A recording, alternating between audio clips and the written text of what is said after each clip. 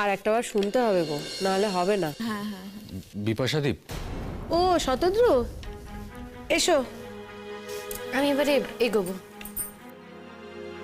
শিমুল তুই কোথাও যাবি না, তোর সাথে আমার শেষবারের মতো কিছু কথা আছে। তোর সাথে আমার শেষবারের মতো কথা হয়ে গেছে শতদ্রু। শুন, তোকে আমার কিছু প্রশ্ন করার আছে যার উত্তর তোকে দিতে হবে। বস না শিমুল, একটু এত দূর থেকে যখন এসছে একটু কথাটা শুনে নে না। ওর কথাটা শুনলে কি এমন ক্ষতি হবে তোর? हाँ शिमू, তুমি कुछ ज्यादा ही করছো। দেখো, এটা না আমাদের পার্সোনাল অ্যাফেয়ার। আমি চাই না এর মধ্যে তোমরা কেউ কথা বলো, কিংবা তোমাদের কথা বলার কোনো রাইট আছে। শিমুল, তুই এত বড় কথাটা আজকে আমাকে বলতে পারলি? না না বিপাশাদি, বুঝতে পারছো না, এখন এরকম অনেক কথা বলবে, অনেক কথা বলবে, কিন্তু ওকে আমার কিছু প্রশ্ন করার আছে যার উত্তরটা ওকে দিতেই হবে। ওর যদি মনে হয় আমার জীবন নিয়ে চিনিমিনি খেলবে, মানে ঠিক যেমন হয় না ওই সমুদ্রের ধারে খেলাঘর তৈরি করবে আবার সেটাকে ভেঙে দেবে, সেটা তো হবে না। আমি ছাড়বো না। আমার অনেক ইনভেস্টমেন্ট আছে এই সম্পর্কে, অনেক সময় অনেক ইমোশন ইনভেস্ট করেছি, আমার আমার আমার প্যাশন জড়িয়ে আছে। ওকে উত্তর দিতেই হবে। আজ পর্যন্ত তোর কোন প্রশ্নের আমি উত্তর দিইনি শতদ্রু? হ্যাঁ আছে তো, প্রশ্ন আছে, ডেফিনেটলি আছে। দেখ শিমুল, আমি আগেও এই কথা তোকে বলেছি, এই প্রশ্ন তোকে করেছি, আবারও জিজ্ঞেস করছি। আমার মা তোর সাথে দুর্ব্যবহার করেছে, নানান কথা শুনিয়েছে, সেই দায় কি আমার? আমি তো বলিনি সেই দায় তোর। তাহলে কেন আমার সাথে যোগাযোগ রাখছিস না? মায়ের কথা অনুযায়ী তুই আমার সাথে যোগাযোগ রাখছিস না, মানে মা বলেছে বলে? হ্যাঁ, তোর মায়ের কথা। এই কথার কোনো জাস্টিফিকেশন আছে বলো তো? দেখ, আফটার অল উনি তোর মা, তোর বাবা নেই, তোর মা আছে। আর আমি এটাও জানি যে তুই তোর মাকে ছেড়ে কোনোদিনও চলে আসতে পারবি না। আমি বলছি তো, দরকার হলে আমি মায়ের সাথে থাকবো না। দেখ, সেটা তো হতে পারে না। একটা মেয়ের জন্য তুই তোর মাকে ছেড়ে চলে আসবি, সেটা তো আমি মেনে নেব না।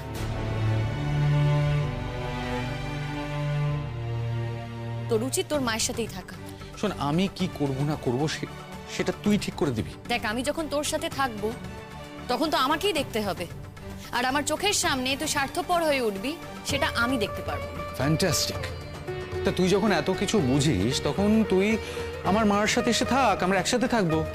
প্রথম প্রথম ঝামেলা হবে, তোর আগের শ্বশুর বাড়িতেও তাই হয়েছে, পরে ঠিক হয়ে যাবে। না, ঠিক হবে না, এই ক্ষেত্রে ঠিক হবে না। তোর মা আমাকে কোনোদিনও মেনে নেবে না। দেখ, আমি যদি একটা আনম্যারিড মেয়ে হতাম ব্যাপারটা আলাদা ছিল, কিন্তু সেটা তো নই। আমি একটা বিবাহিত মেয়ে যাকে তুই বিয়ে করবি ভাবছিস। তোর মা আমাকে কোনোদিনও ক্ষমা করবে না। তোর মা মনে মনে একটা অন্য মেয়েকে ঠিক করে রেখেছে তোর বউ হিসেবে। আরে সেটা কি আমার দোষ? আমি কি বলেছি তোর দোষ? তাহলে আমার ভালোবাসার কি হবে? তোমরা কিছু বলো না, তোমরা কেন চুপ করে রয়েছো? কি বলবো বলো, আমরা তোকে অনেক বুঝিয়েছি, বহুবার বুঝিয়েছি। ও যদি না শোনে তাহলে তো আমাদের কিছু করার নেই। আর এখন যে কথাটা বললো তার উপরে তো কিছু বলাই যায় না। ও তো পরিষ্কার বলেই দিল যে ওর প্রাইভেট ব্যাপারে আমরা যেন কোনোভাবেই নাক না গলাই। শোন শিমুল, এর পরিণতি কিন্তু ভয়ঙ্কর হবে। যেরকম যেরকম তুই চাস তো আমি বিয়ে করে নি। আমি কিন্তু বলছি শিমুল, আমি সত্যি করে বিয়ে করে নেব।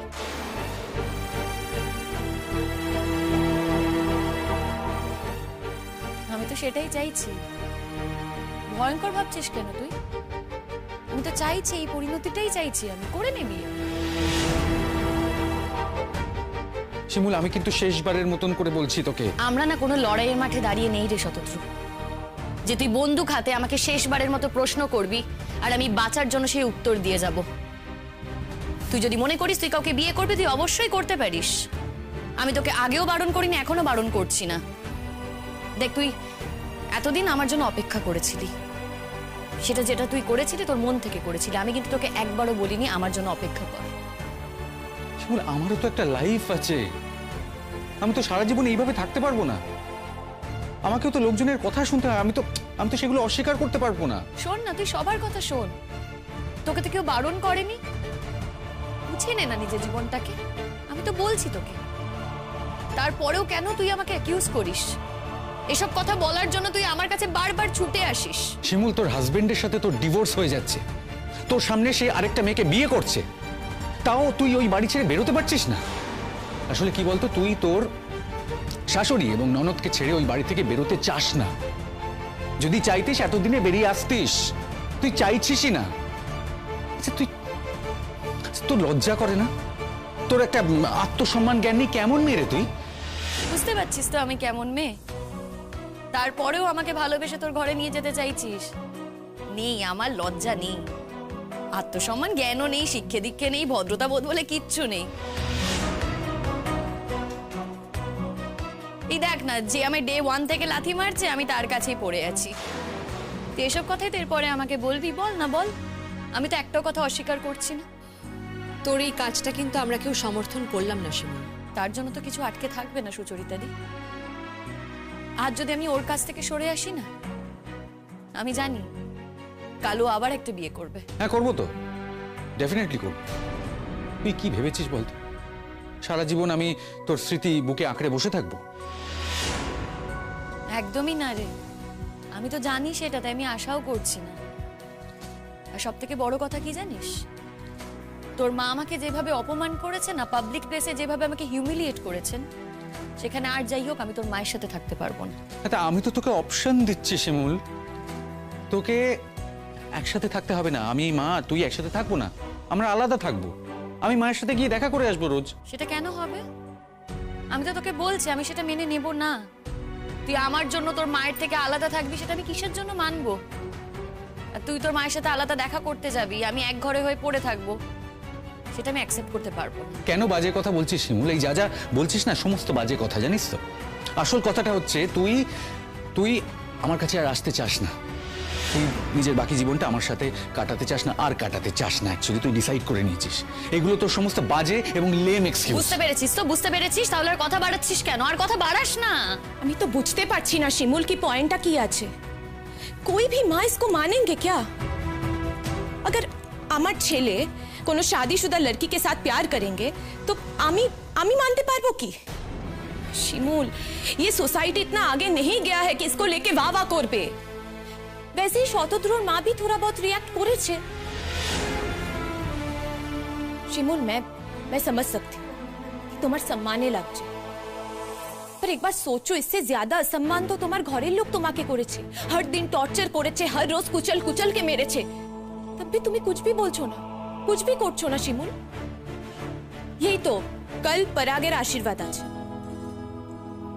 আমরা সবাই যাব, पर सिर्फ तुम्हारे लिए শিমুল। थोड़ा बहुत हेल्प भी করে দেব, तब তোমার সম্মানে লাগবে না শিমুল? बताओ।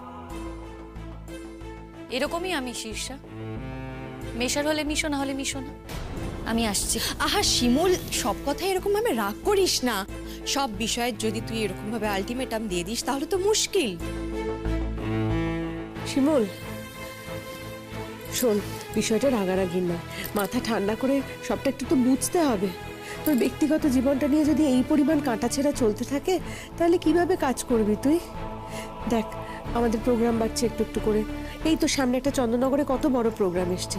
এবার এই কাজগুলো যদি মন দিয়ে করতে হয় তাহলে মনে শান্তিটা তো দরকার। এত অশান্তি নিয়ে কিন্তু এই ধরনের কাজ করা যায় না শিমুল। আমার মনে কোনো অশান্তি নেই বিপাশাদি। দেখেছো দেখেছো, মানে এত কথা বলছে, হ্যাঁ এত কথা বলছে, কিন্তু একবারও বলতে পারছে না ও আমার সাথে থাকতে চায়, আমার কাছে আসতে চায়। শোন, ডে 1 থেকে না পরাগের সাথে আমার ভালো সম্পর্ক নয়, তাও আমি ও বাড়িতে পড়ে থেকেছি, তাও আমি থেকে গেছি। শুরুতে না জানলো, এখন তো তুই সবটাই জানিস। তুই কি ভেবেছিস রে শতদ্রু? তুই আমাকে ভয় দেখাবি, থ্রেট করবি তোর কাছে যাওয়ার জন্য, না হলে তুই বিয়ে করে নিবি। করে নে বিয়ে করে নে তো।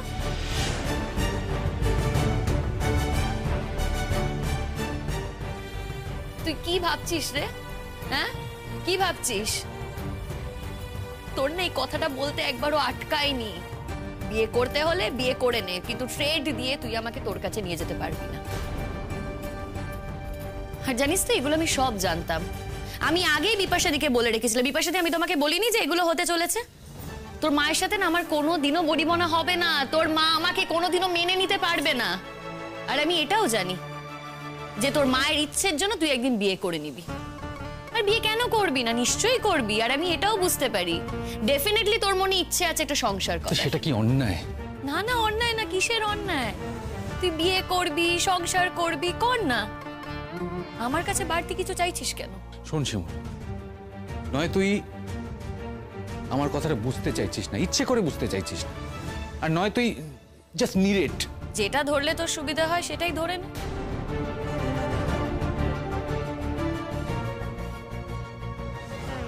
দেখ, 3 দিন পরে আমাদের একটা অনুষ্ঠান আছে, আমাদের রিহার্সাল করতে হবে তো। কারণ যে করেই হোক অনুষ্ঠানটা ভালো করতে হবে, ভালো না হলে আমাদেরই অসুবিধা। আর অনেক কথা তো বললি, আশা করি তোর সব কথা শেষ। আমাদেরও কাজ আছে, আর সময় নষ্ট করতে চাই না। তুই এখানে দাঁড়িয়ে যাই কথা বল না কেন, দিনের শেষে আমি একটাই কথা বলবো, এ জীবনে আমাদের আর সম্পর্কটা হবে না।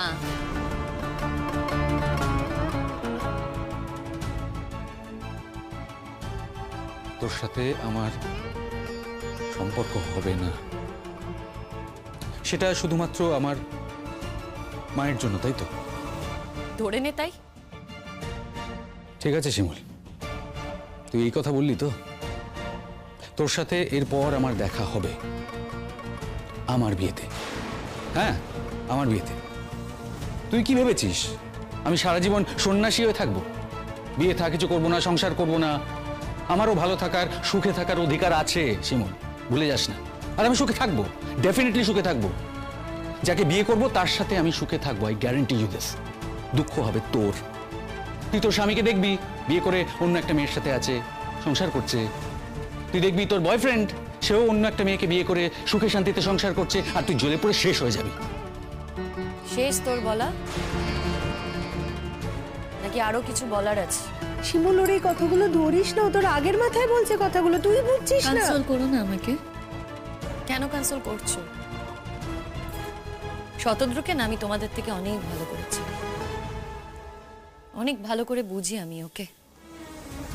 খুশি হবি তো তুই আমার এই দুর্দশা দেখলে? খুশি হ তুই। আশা করি তোর সব বলা শেষ, তোর আর কিছু বলার বাকি নেই।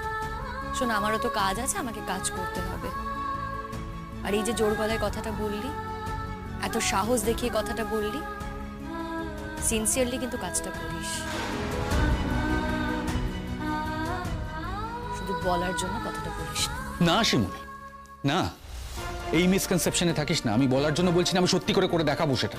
হ্যাঁ, মায়ের থেকে আমি একটা দিন সময় চেয়েছিলাম, আজকের দিনটা সময় চেয়েছিলাম।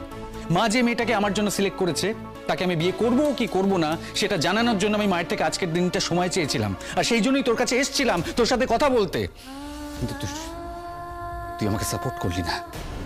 তুই পরিষ্কার বুঝিয়ে দিলি তুই আমার জীবনে আর আসতে চাস না, তুই আমার কাছে ফিরে আসবি না। যাক, ভেরি গুড, ভেরি গুড। জানিস তো, লসটা আমার হলো না। মা যে মেয়েটাকে আমার জন্য সিলেক্ট করেছে তার সাথে আমি সুখে শান্তিতে সংসার করব, আই গ্যারান্টি ইউ দ্যাট। লসটা হলো তোর, আর সেটা তুই প্রতিদিন বুঝবি, প্রতিদিন রিয়েলাইজ করবি যে আমার মতন একজন মানুষকে তুই নিজের জীবন থেকে হারিয়ে ফেলেছিস। প্রতিদিন রিপেন্ড করবি তুই। আমি তোকে গ্যারান্টি দিয়ে বলছিস, আমার মতো কাউকে না তুই সারা জীবনে পাবি না। আমার মতো এরকম ভালোবাসা তুই সারা জীবনে কারোর কাছ থেকে পাবি না।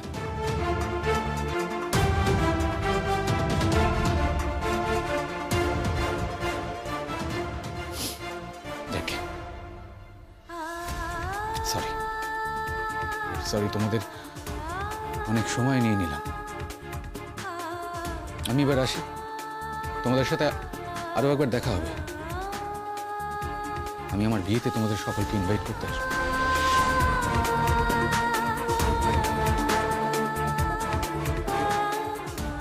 আশা করি তোমরা আসবে, অ্যাটেন্ড করবে আমার বিয়ে। আর কেউ না গেলেও আমি যাব তোর বিয়েতে। তোর দুঃখের দিনে তোর পাশে ছিলাম, সুখের দিনে আমি তোর পাশে থাকবো না, সেটা কখনো হয় বল?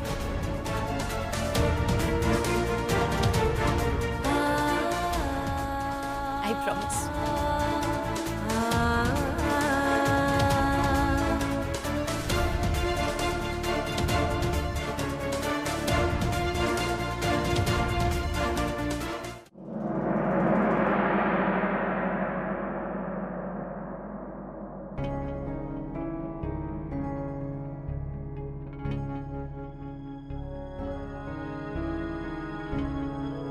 তো না খুব জেদ জানিস তো। আজকে জানলে? না জানতাম। দেখ, আমার জীবনেও তো কম ঝড়ঝাপটা যায়নি, কিন্তু সত্যি বলছি আমি হলেও এটা পারতাম না। আমি আলাদা কিছুই করছি না সুচরিতা দি, আমি এখন এ বাড়িতেই থাকবো। আমি পুতুলদির কাছে কমিটেড। একটা অসহায় মেয়ে, এভাবে তোকে আমি একা ছেড়ে চলে যেতে পারবো না। যেমন করেই হোক পুতুলদির একটা ব্যবস্থা করার আমি চেষ্টা করছি। দেখো, পুতুলদিকে তো লেখাপড়াটা করাতে হবে। এর মধ্যে যা হলো সেটা তো করে উঠতে পারিনি, সময়ও পাইনি। পরাগ যে এতগুলো টাকা দিয়েছে সেটা তো পুতুলদির চিকিৎসার জন্য আর লেখাপড়ার জন্য। সেটাই যদি না করাতে পারি তাহলে শুধু শুধু টাকাগুলো কেন ফেলে রাখবো বলো তো?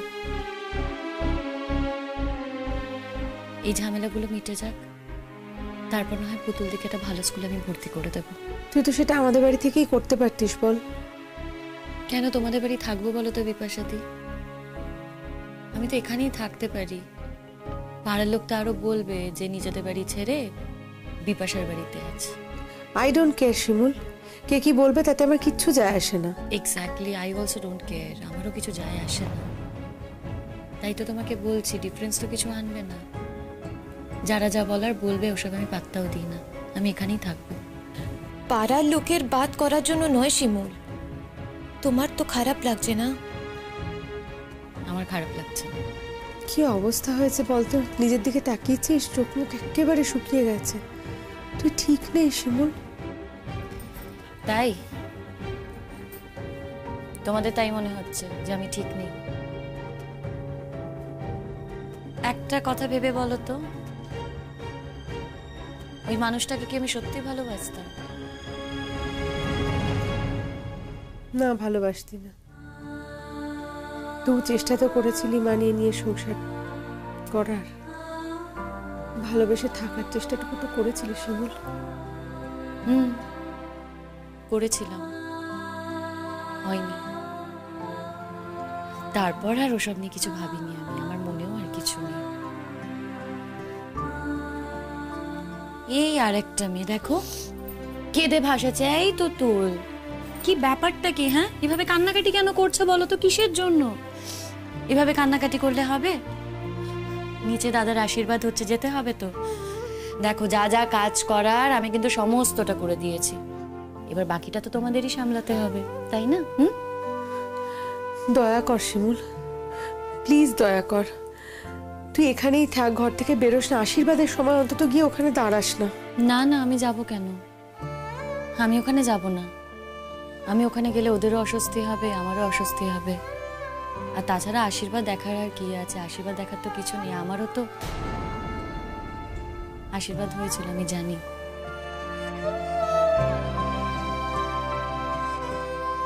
আমার ওসবে কোনো আগ্রহ নেই। বলছিলাম যে ওদিকে তো সব এসে গেছে, গো আশীর্বাদ শুরু হচ্ছে। ও বৌমারা, তোমরা কি যাবে নাকি গো? কি মনে হচ্ছে তোমার কাকিমা? আমাদের যেতে ইচ্ছে করছে?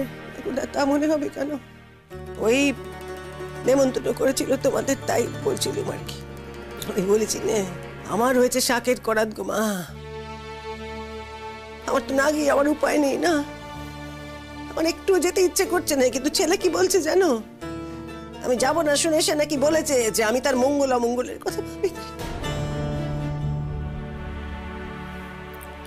ঠিকই তো কাকিমা, আপনি কেন যাবেন না? যতই হোক পরাগ আপনার ছেলে, ওর মঙ্গল অমঙ্গল সেটা তো আপনাকেই দেখতে হবে। দেখো মা, ছেলের মঙ্গলের কথা ভাবি, তাই বলে যে আমার বৌমার মঙ্গলের কথা ভাবি নে তা কিন্তু না। মা, তোমাকে বলেছি না আমাকে আর বৌমা বলে ডাকবে না, শিমুল বলে ডেকো। অভ্যেস অভ্যেস হয়ে গেছে গো, আমার মুখে এসে যায় গো বৌমা। আমি ওই শিমুল বলতে পারি না, শিমুল বলতে পারি না।